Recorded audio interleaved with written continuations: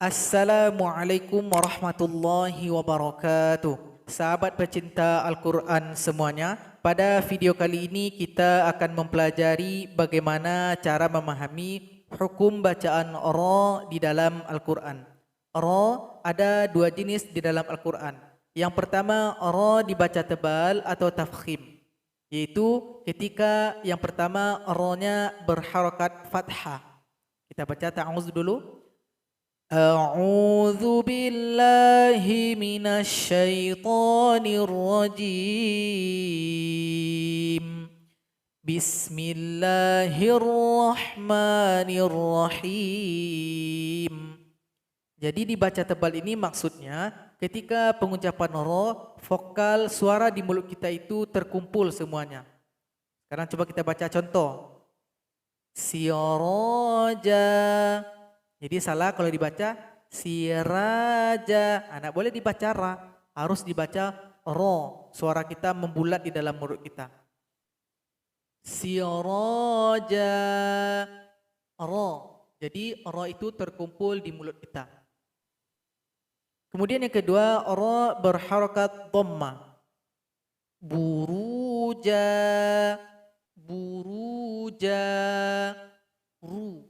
Jadi ra juga terkumpul di mulut kita. Yang ketiga, ra berharakat sukun, sebelumnya didahului oleh huruf yang berharakat fathah. Maryama, Maryama, Maryama. Ketika sukun, ra ini juga terkumpul di mulut kita. Kalau nggak diangkat bibirnya, Maryama, itu tipis. Jadi angkat sedikit ke atas. Maryama.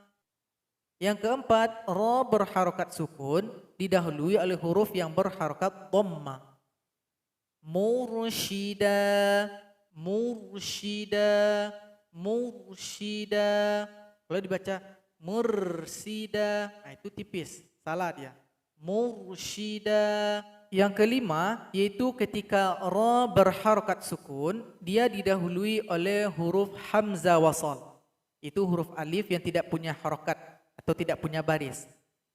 Warka'u, warka'u, warka'u. Kemudian yang keenam, yaitu ketika ra berharakat sukun, yang perlu kita perhatikan sebelum dan sesudah. Kalau ra ini berharakat sukun, sebelumnya ada huruf yang berharakat kasra, kemudian setelah ra sukun juga ada huruf isti'la yang berharakat fathah atau berharakat dhamma.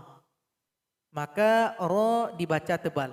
Mirsada, mirsada, mirsada, mirsada. Yang ketujuh yaitu huruf ra yang awalnya dia berharakat, bisa fathah, kasra atau dhamma, namun dia menjadi sukun karena kita berwaqaf, dan dia juga didahului oleh huruf sukun. Dan sebelum sukun juga didahului oleh huruf yang berharakat dhamma, maka ra dibaca tebal. Misalkan pada kalimat hurun, awalnya run, karena kita berwaqaf, ra-nya sukun. Dan ra sukun ini dijumpai atau didahului oleh huruf waw sukun. Maka terpenuhi syarat yang pertama. Syarat yang kedua didahului lagi oleh huruf yang dhamma, ini dia, ha yang dhamma. Maka cara membaca ra mesti ditebalkan. Hur. Panjangnya bisa menjadi 2-6 harakat karena telah menjadi mad arid lis sukun. Hur, hur, hur. Ini juga seperti itu. Sabur, sabur.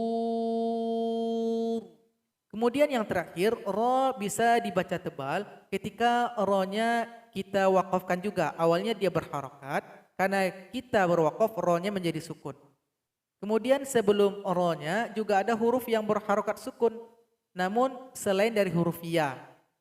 Bisa huruf ba atau huruf ta, pokoknya selain huruf ya. Dan sebelum huruf sukun itu juga ada huruf yang berharakat fathah. Misalkan pada kata an-naru. Awalnya ru, karena kita berwaqaf menjadi ra sukun. Cara membacanya juga ditebalkan. An-nar, an-nar. Ini juga seperti itu. Wal fajri. Awalnya ri karena kita waqaf, ro-nya sukun. Sebelum ro ada huruf yang berharokat sukun juga. Selain huruf ya, di sini huruf jim. Selain huruf yang sukun itu didahului juga oleh huruf yang berharokat fathah. Ada fa, maka dibaca tebal huruf ro-nya.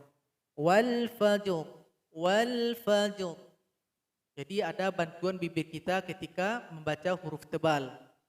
Pembahasan yang kedua yaitu huruf ro yang dibaca tipis atau disebut juga dengan istilah tarkik. Dia dibaca tipis maksudnya vokal dari huruf ro ini tidak sebesar dari huruf yang tafkhim tadi, tidak terkumpul penuh di mulut kita. Kapan terjadi huruf ro yang tipis? Yang pertama ketika ro berharokat kasroh, ri. Contohnya rijalun, rijalun. Berbeda dengan yang tebal tadi, kalau yang tipis dia bibir kita tidak terangkat kali, jadi cukup lidah aja yang main. Rijalun. Yang kedua ketika ro berharokat sukun dan didahului oleh huruf yang berharokat kasroh.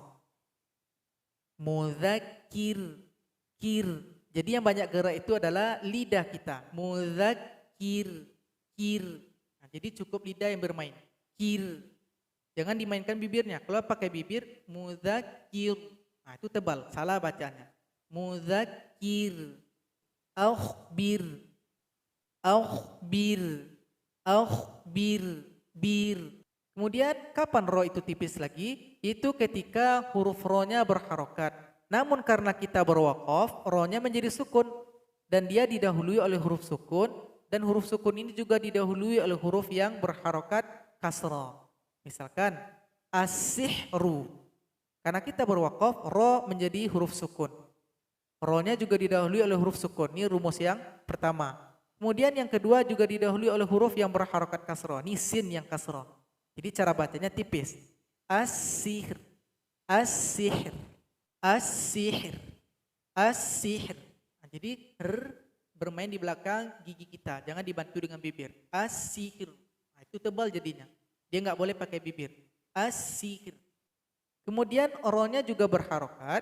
Karena kita berwaqaf, maka ro-nya menjadi sukun. Dan dia didahului oleh huruf ya yang berharokat sukun. Awalnya khabirun. Karena kita berwaqaf, ro menjadi sukun. Maka ketika membacanya mesti ditipiskan. Khabir. Ini juga mad arid lis sukun. Bisa panjang 2 sampai 6 harokat. Khabir. Nah, jadi cukup lidah saja yang bermain, jangan dibantu dengan bibir. Kalau dibaca khabir, itu tebal, bacanya salah. Khabir. Ini juga khair. Nah, dia dibaca 2 sampai 6 harokat. Ini namanya madlin. Khair. Nah, jadi jangan dibantu dengan bibir. Khair. Jadi itulah pembahasan dari ro yang tebal dan yang tipis. Semoga sahabat Al-Quran bisa memahami materi ini karena sering dijumpai di dalam ayat suci Al-Quran. Semoga bermanfaat. Wassalamualaikum warahmatullahi wabarakatuh.